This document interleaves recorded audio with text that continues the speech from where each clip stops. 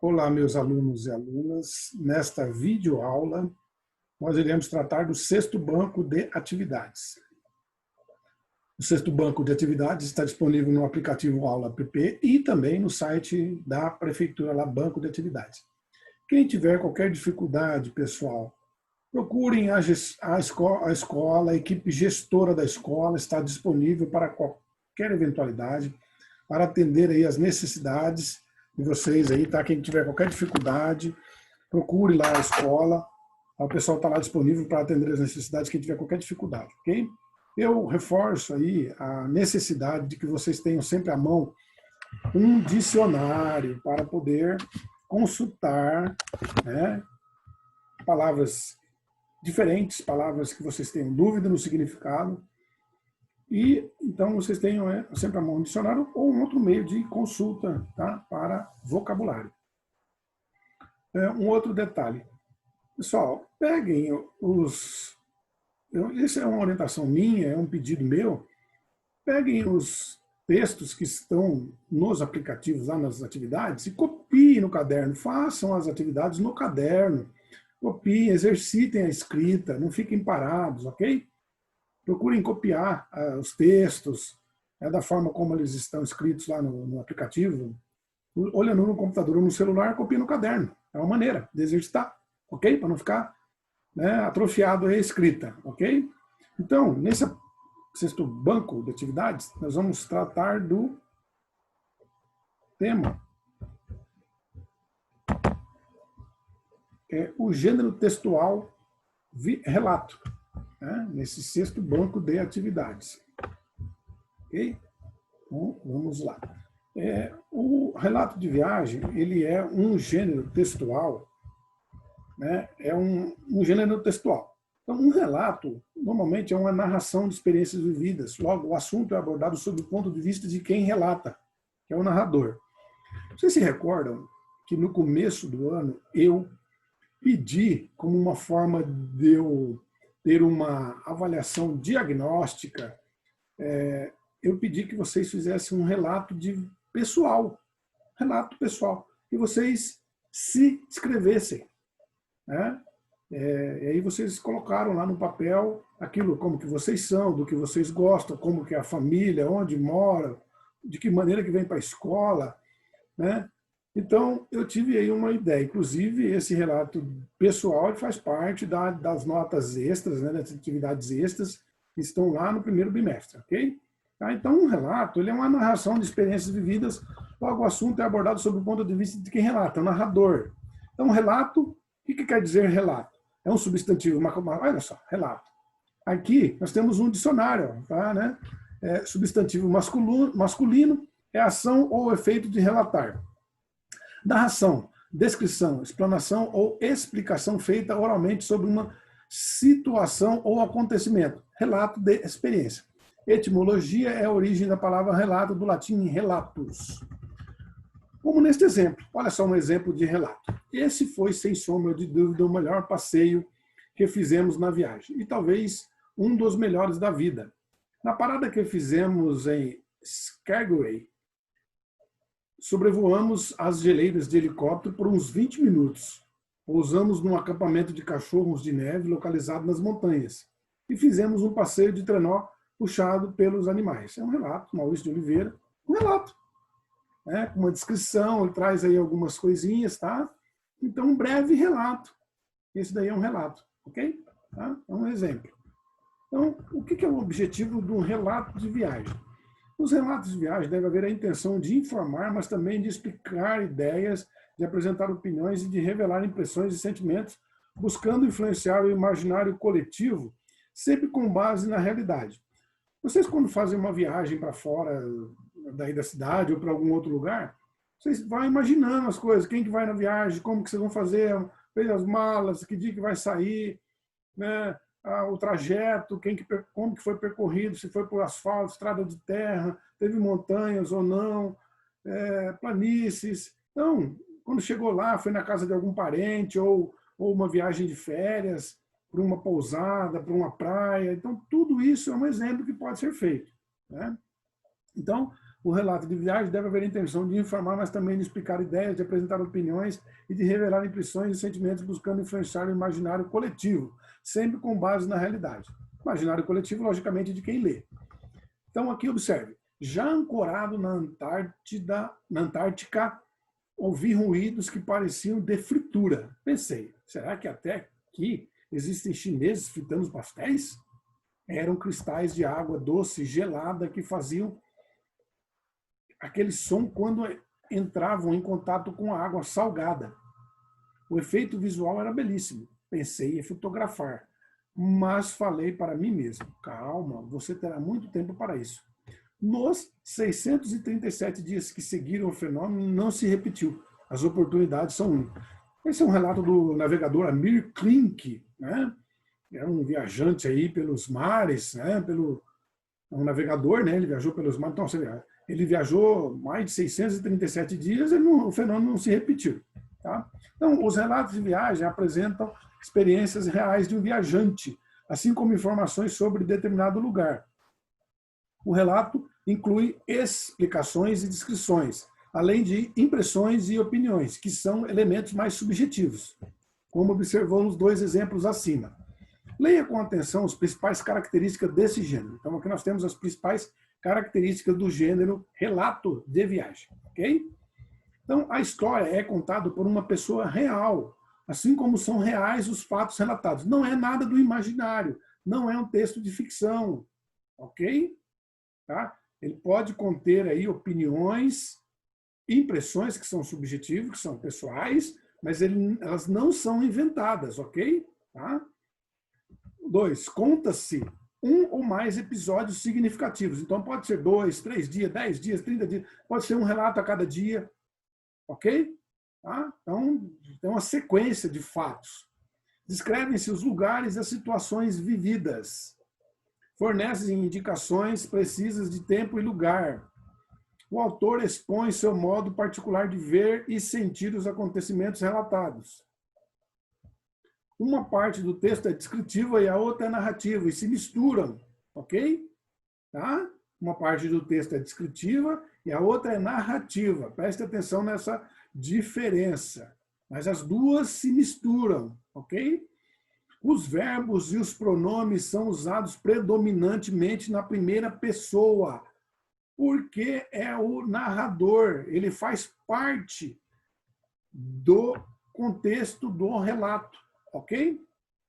Os fatos relatados são apresentados numa sequência cronológica. O tempo verbal geralmente é o pretérito perfeito do modo indicativo. Pretérito perfeito do modo indicativo. Então, eu viajei, eu fui, então, aconteceu, ok? Presente histórico. Há a possibilidade de um relato ser contado no tempo presente também, pois assim ele tem o efeito de realçar os acontecimentos para que o leitor tenha a impressão de estar observando os acontecimentos enquanto é contado. Há o uso excessivo de adjetivos para registrar suas impressões sobre locais, situações, pessoas, etc. Os adjetivos nada mais são do que características, né? A viagem foi tranquila, a viagem foi agitada, então uso de adjetivos. Tá? O dia foi turbulento, né? Então tem muita adjetivação aí.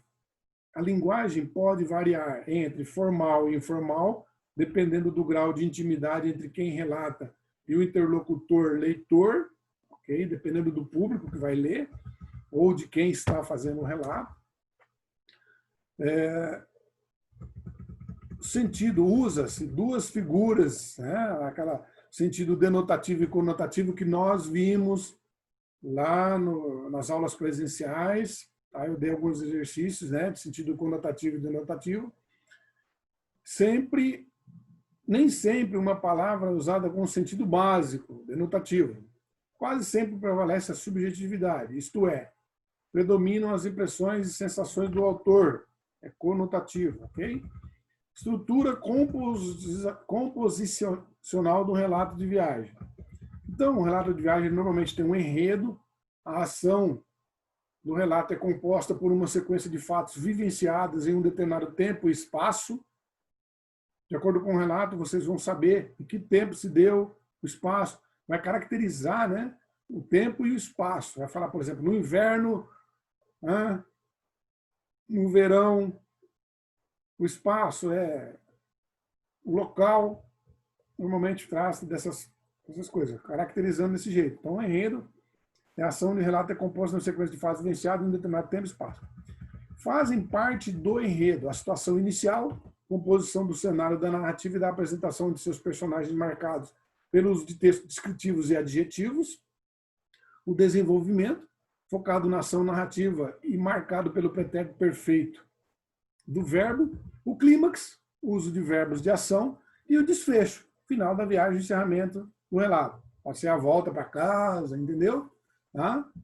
O foco narrativo, a posição do narrador em relação à narrativa, o narrador é personagem, verbos são sempre na primeira pessoa. Perceberam aí o que é foco narrativo? A posição do narrador em relação à narrativa. O narrador é personagem, verbos na primeira pessoa. Personagem são os seres que participam da história narrada, podem ser protagonistas, antagonistas e secundários. Ok? Tempo, quando acontece o relato, classificado como cronológico, marcas temporais no texto. Então, normalmente, no texto, vocês percebam que tem marcas temporais. O uso do verbo, às vezes, traz aí, né, essa marca temporal, ok? Recursos da linguagem no relato de viagem. Olha só, isso é importante, hein? Recursos da linguagem no relato de viagem. Figuras de linguagem. As figuras de linguagem são formas de expressões utilizadas com o sentido figurado, ou seja, em contextos que geram um sentido diferente daquele que convencionalmente são empregados. Nós trabalhamos isso em sala de aula, ok? Lembra lá que eu dei alguns exercícios de figuras de linguagem aí, de sentido figurado, que é o sentido conotativo, né? Elas valorizam o texto, contribuindo para que ele fique mais expressivo, original, para que consiga transmitir por meio das palavras uma emoção ou sentimento. Sendo assim, temos palavras que não apresentam apenas um significado objetivo e literal, mas sim uma variedade de significados mediante o contexto em que ocorrem as vivências e conhecimentos das pessoas que utilizam. As variações nas significações das palavras ocorrem no sentido denotativo, denotação, no sentido conotativo, conotação das palavras. Vamos ver um exemplo aqui, observa um exemplo. Os domadores conseguiram enjaular a fera, sentido denotativo, fera brava, um animal, fera, denotativo. Agora, ele ficou uma fera quando soube da notícia, sentido conotativo, né? Aquela aluna é fera em matemática, sentido conotativo. Perceberam a diferença? Quando eu me refiro a fera enjaulada, é um animal. Quando eu digo fera, quando ficou sabendo a notícia, ele ficou bravo, ficou nervoso, igual a uma fera, ok? Então, o sentido conotativo é também conhecido como sentido figurado. E o sentido denotativo também conhecido como sentido tudo próprio ou literal. Observe agora duas figuras de linguagem muito comuns no relato de viagem. Metáfora, olha só. Figura de linguagem, metáfora. É uma comparação implícita, ou seja, não possui o termo comparativo. Baseia-se numa associação de ideias subjetivas. Uma palavra deixa o seu contexto normal para fazer parte de outro contexto. É comum o uso do verbo ser na metáfora. Exemplo, o aeroporto de Lukla é um dos mais perigosos do planeta, porque se resume a uma pequena rampa encravada no meio da montanha. Ao aterrissar, ou o avião para, ou então um grande muro se encarrega de parar o avião. Ok? Perceberam aí na metáfora? Né? Ao aterrissar, o avião para. Ou o avião para, ou então um grande muro se encarrega de parar o avião. Ok? Personificação ou prosopopeia. Significa atribuir a seres inanimados, sem vida, características de seres animados, ou atribuir características humanas a seres irracionais. É uma figura de linguagem usada para tornar mais dramática, impactante a comunicação. Olha o exemplo. De onde estávamos a 5.550 metros de altitude, podíamos ver o Monte Everest. Nessa altitude, não sentimos falta de ar, mas sentimos os músculos reclamarem e não renderem muito, em razão do pouco oxigênio. Então, aqui está sublinhado aí, né? Destacado, músculos reclamarem. Músculo não reclama, né, gente? A gente sente, né, o músculo ali, né, na falta de ar lá no Monte Everest, conforme a altitude vai subindo, a gente sente falta de ar e aí o músculo começa a sentir, né? A musculatura começa a sentir, mas não reclama. Ah, eu tô aqui doendo, pelo amor de Deus, né? Não vai fazer isso, o músculo não faz isso. Então é uma prosopopeia. Eu estou dando aí a um ser inanimado, que é o músculo, a característica de reclamar, que é do ser humano, falar, né? Ok? Tá? Então aí, figura de linguagem, personificação ou prosopopeia. Importância do relato de viagem. Alguns relatos de viagem são tão importantes que vão além dos estudos da literatura. São considerados documentos históricos, ou seja, têm valor de documento, porque narram fatos reais verdadeiros. Fatos reais verdadeiros, ok? Como na carta de Pero Vaz de Caminha enviada ao rei Dom Manuel, relatando sobre a descoberta do Brasil.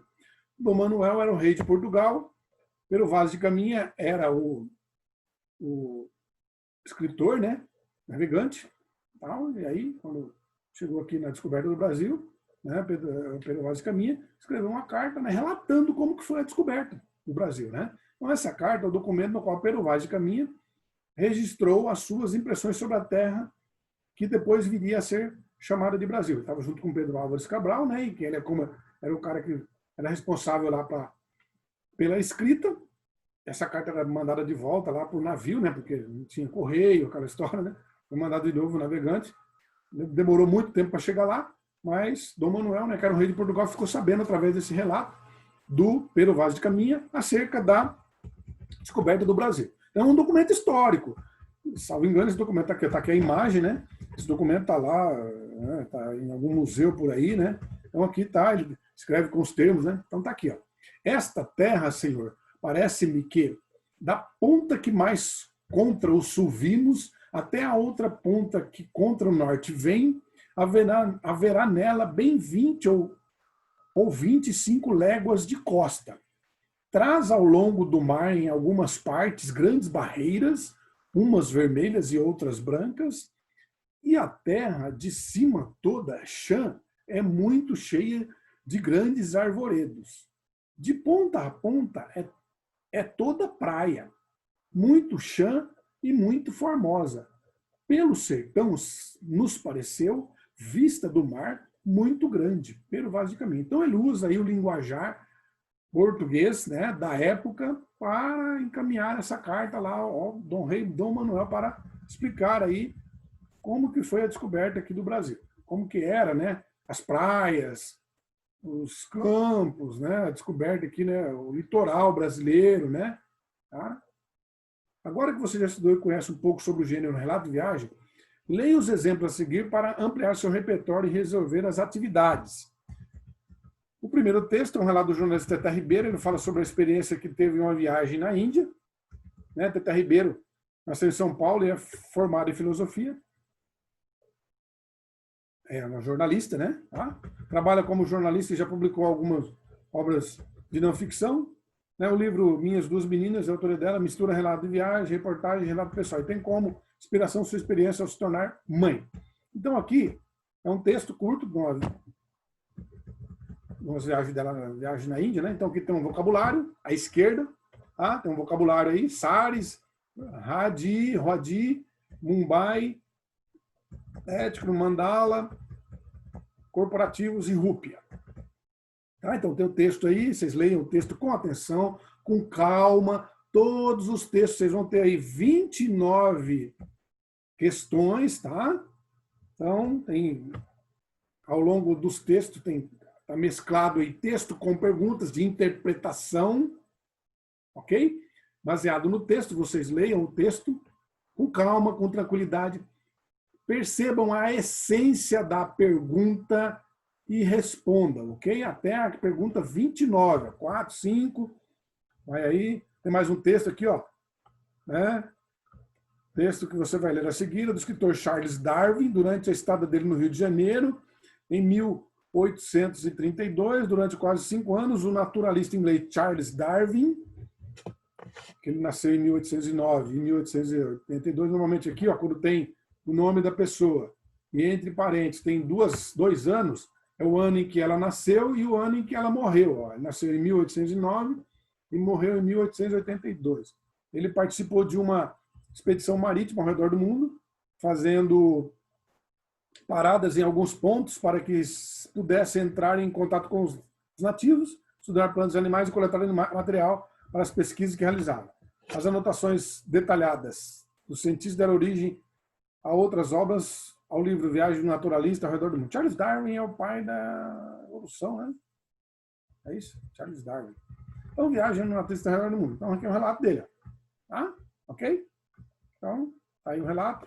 Aí, ó, Charles Darwin, uma ilustraçãozinha aí, né? Tá? Então, leia. Tem algumas palavras destacadas, estão no vocabulário, ok?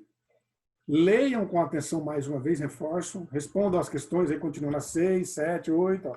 Tem mais outro trechinho, né? Destaca, né? Luia, quando eu trouxe extraído do relato de viagem do Amir Klink. Aqui é outro trecho, né? O Ranger do Velho Caça de Minas. Tá? Respondam a questão a seguir. Trecho que você lá era parte do livro As Viagens de Marco Polo. Marco Polo foi um viajante muito, né, viajou pelo mundo, né? Ele relata, viajou na China, ele ficou muitos anos na China. Inclusive tem uma série na Netflix lá muito boa sobre Marco Polo, é muito interessante. Então ele relata, né, na China lá, né, ele participou lá, né, ele ficou 17 anos, ó, ele tinha cerca de 17 anos, começou a sua jornada em direção à Ásia, na esperança de chegar ao Império de Kublai Khan, um líder mogol que fundou a dinastia Yuan, né, que dominou a China por um século, quase um século. Marco Polo passou 24 anos viajando por cerca de 25 mil quilômetros. Olha só, enfrentando muita diversidade, como era se esperar para as condições da época.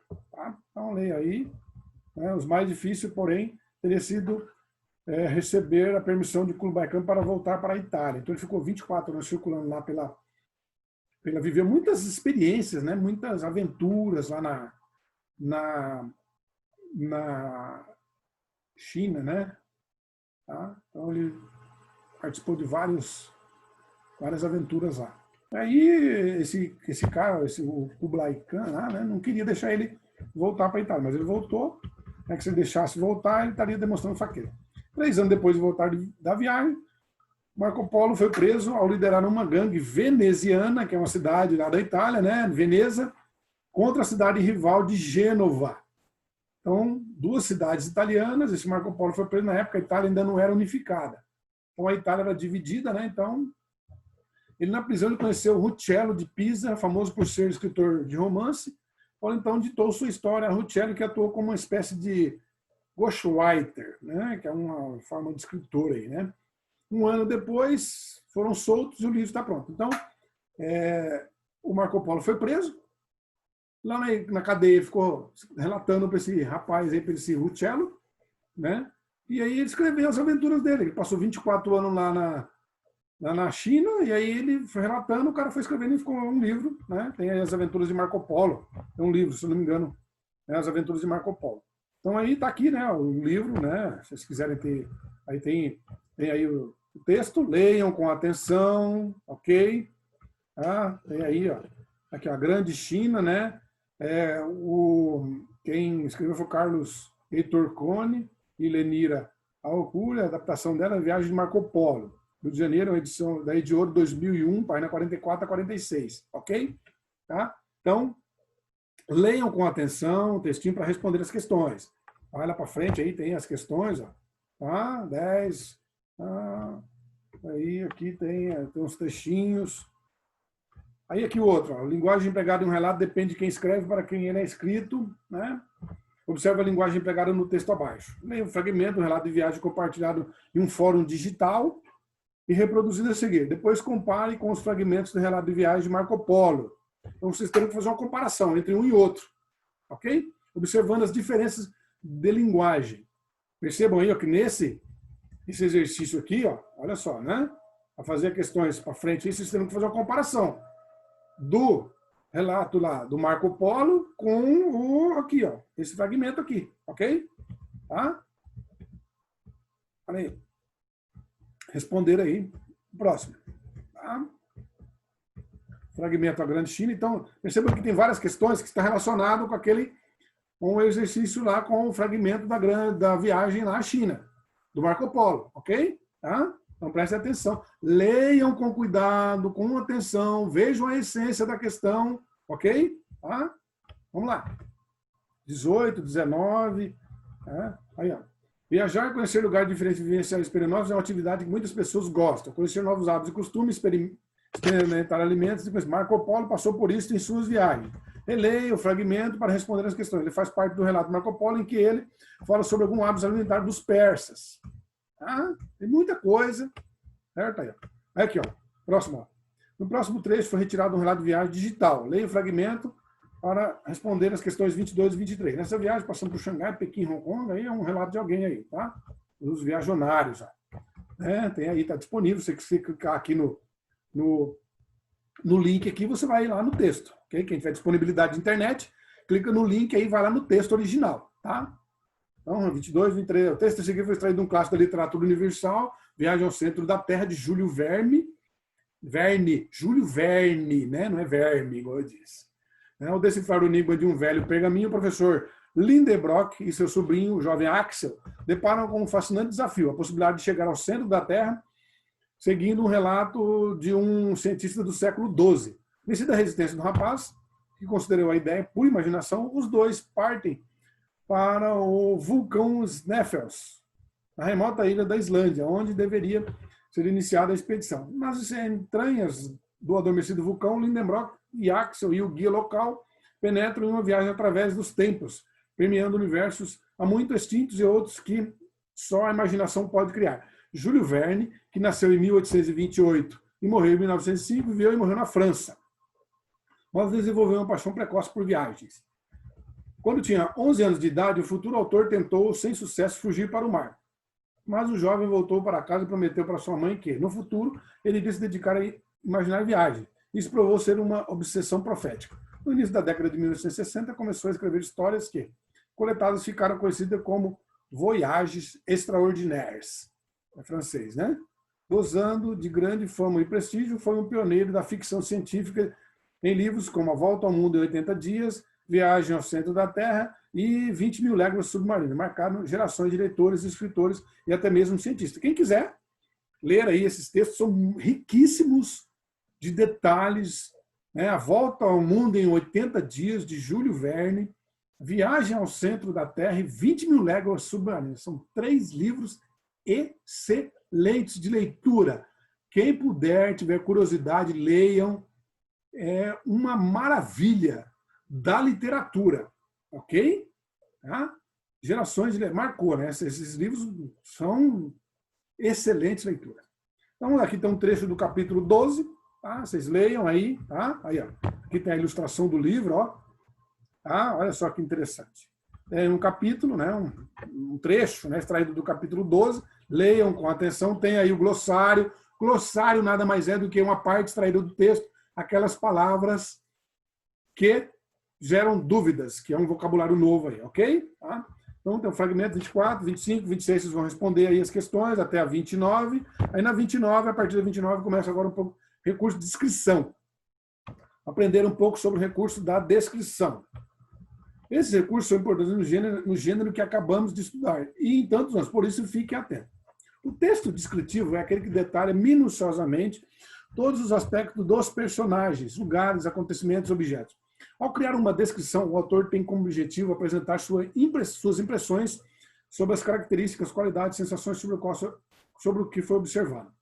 Através da descrição, a imagem que vai se construindo é semelhante a um relato, só que são utilizadas palavras por isso é chamada de imagem verbal. Dependendo da riqueza de detalhe e clareza da informação, essa imagem vai se tornando mais nítida e mais acessível a todos os tipos de leitores.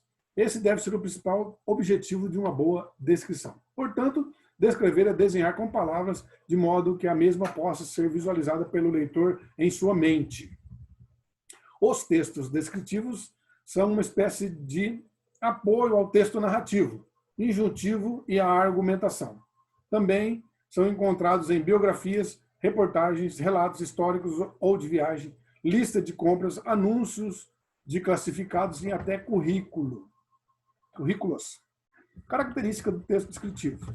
Assim como os demais textos, o texto descritivo possui suas próprias características e o distingue dos demais tipos de construção textual.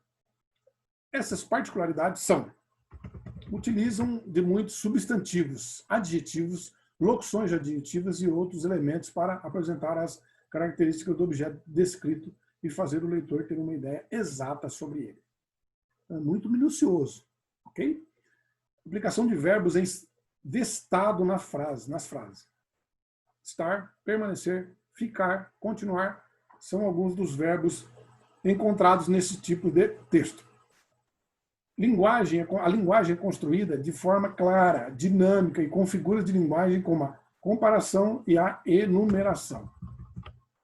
Os detalhes físicos das pessoas, objetos, também são pontuados com altura, peso, comprimento, largura, textura, clima, função. A personalidade, caráter, humor e outros aspectos psicológicos também são detalhados. Perceberam aí? Os aspectos sensoriais também podem aparecer em uma descrição. As texturas, os cheiros, os gostos dos alimentos são apresentados. Por exemplo, também é possível encontrar em um texto descritivo as particularidades do ambiente econômico, sociais e político. Texto descritivo, objetivo e subjetivo. O texto descritivo pode ser subdividido conforme o ponto de vista do autor.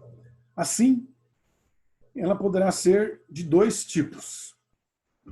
Descrição objetiva é a descrição realística dos acontecimentos, objetos ou pessoa. O autor comenta atributos da forma precisa sem se inserir comentários, opiniões pessoais ou elementos que permitam múltiplas interpretações. Ele é claro, conciso, não gera dúvida, ok? Veja um exemplo. A garota era loira, olhos azuis, extrovertida, dinâmica e inteligente. Entrou na passarela, demonstrou toda a sua competência e sagrou-se como vencedora. Percebe-se a predominância de uma imparcialidade absoluta no que se refere ao discurso apresentado. Descrição subjetiva. É uma linguagem mais pessoal, em que a opinião do autor e suas considerações são colocadas. Os objetos, pessoas e eventos são descritos de forma subjetiva e revela a subjetividade do autor, como no fragmento a seguir. A cama larga, coberta com uma colcha rendada, ocupava quase todo o quarto aconchegante com suas almofadas de seda e paredes cobertas de retratos familiares. Os retratos familiares eram antigos, amarelados e convencionais, com grupos de homens e mulheres de preto, cercados de crianças de cachos e botinhas.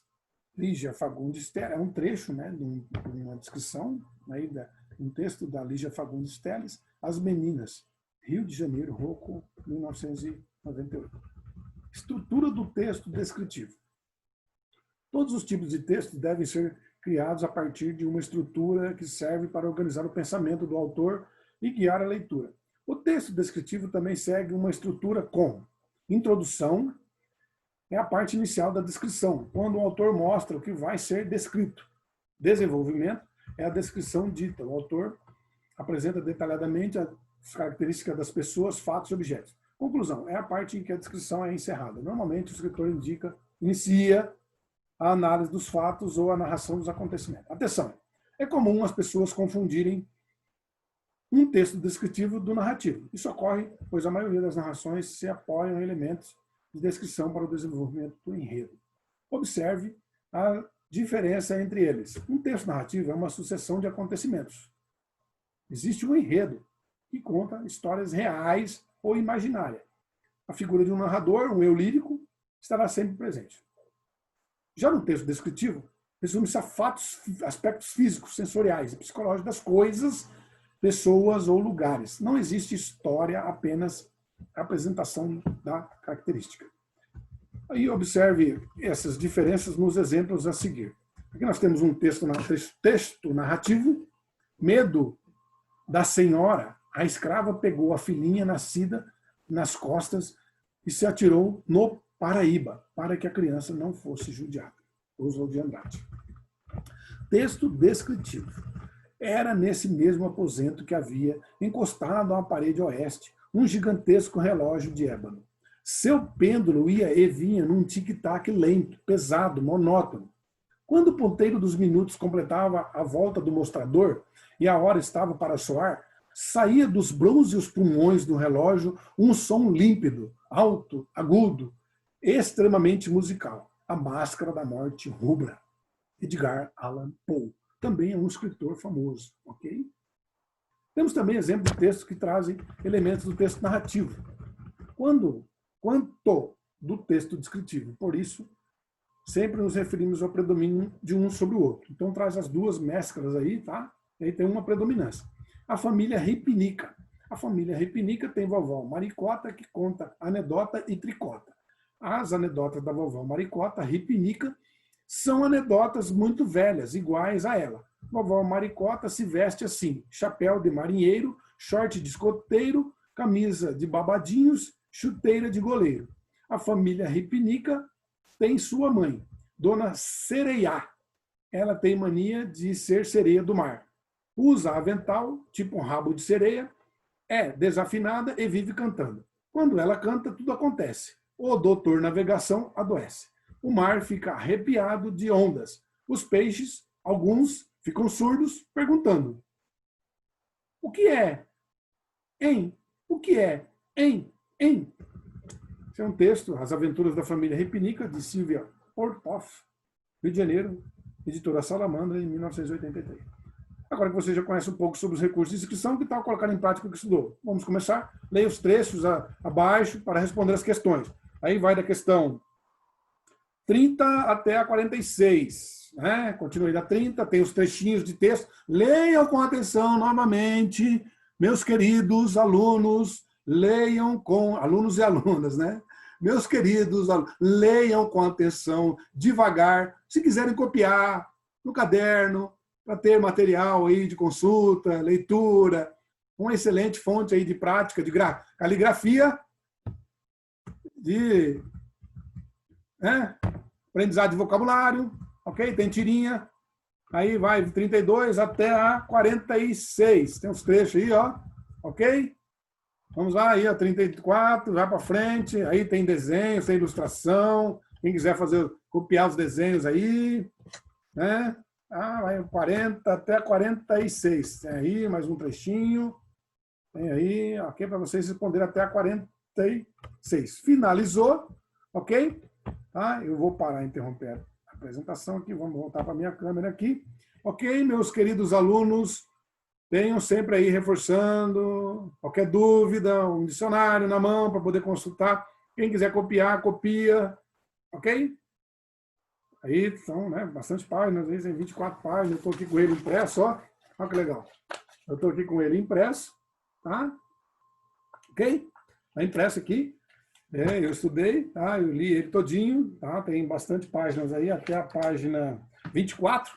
Quem quiser copiar no caderno, não é obrigatório, obviamente, porque tem material físico, pode ter. Seria bom ter no caderno, né? Isso aí, ok? Tá? Então, finalizando, mais uma videoaula. Fiquem em paz, até breve, tá? Tudo de bom para vocês aí. Tá? Um abraço, fiquem